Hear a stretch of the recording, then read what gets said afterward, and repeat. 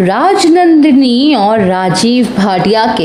इश्क मोहब्बत के उस लव लेटर ने बेचारी हमारी प्यारी सी अन्नू और आर्य के रोमांस भरी प्यार भरे रिश्ते में अब दरार डाल दी है, दरार आ चुकी है। जी हाँ दोस्तों, अब ये आगे आने वाली कहानी में आपको दिखाया जाएगा कि अन्नू और आर्य का रोमांस जो है ये तो आपको दिखा ही रहे हैं, लेकिन यहाँ पर अब इसमें बीच में रोड़ा पड़ चुका है, वो भी डाल दिया है विलन जालंधर ने। उसने अन्नू के दिमाग में आर्यवर्धन के खिलाफ शक का कीड़ा डाल दिया है, क्योंकि आर्यवर्धन कहीं ना कहीं राजनीति से भी कांटेक्ट हैं उसके, और अगर ये सारी चीज़ें होंगी तो आर्यवर्धन का जो प्यार है वह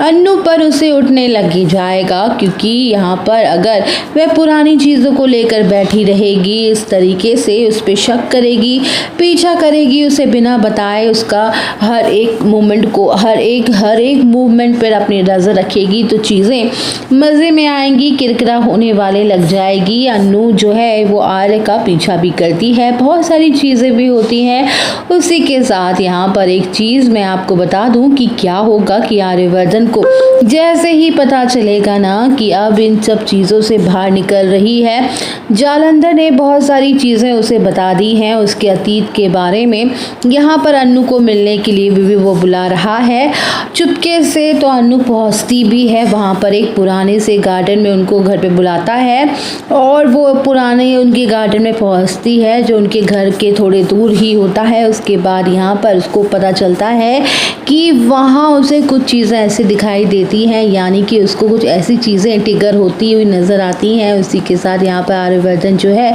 वो किडनैप भी हो जाएगा। अब आगे आने वाली कहानी में आपको फिर से पता चलेगा कि आर्यवर्धन को किडनैप किसने किया, उसने भी एक मज़ेदार ट्विस्ट होगा। और उसी के साथ आपको बता दें, जैसे कि वह पे घर पर आती है, सारे घर वाले समझाते हैं कि यहाँ पर अन्नू को क्या हो गया है, वो आर्य को कहाँ छोड़कर आ गई है। मीरा उस पर चिल्लाती है, बोलती है कि आर्यवर्धन को क्या हुआ है, उसको कॉल क्यों नहीं लग रहा, आर्य की जान मुसीबत में तो नहीं है, खतरे में तो नहीं है। यहाँ पे सारी चीज़ें इस तरीके से होती हुई नज़र आएंगी,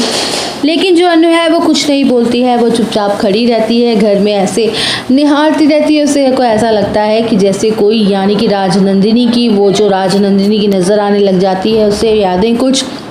तो यहाँ पे सारी चीज़ें होंगी। मानसी कह देती है कि ये तो पागल हो गई है, इसका इलाज करवाना पड़ेगा, ये लगता है साइको हो गई है। फिर उसके बाद आर्यवर्धन मिल जाता है, लेकिन जब आर्यवर्धन मिलता नहीं है तभी यहाँ पे अन्नू को कुछ ऐसा मिलता है जो सबसे ज़्यादा शॉकिंग होता है उसके लिए, शादी को जो होती है, लेकिन उसके बाद वो पार्ट सबसे ज़्यादा शॉकिंग होता हुआ नज़र आएगा। आपको कमेंट में बताइए दोस्तों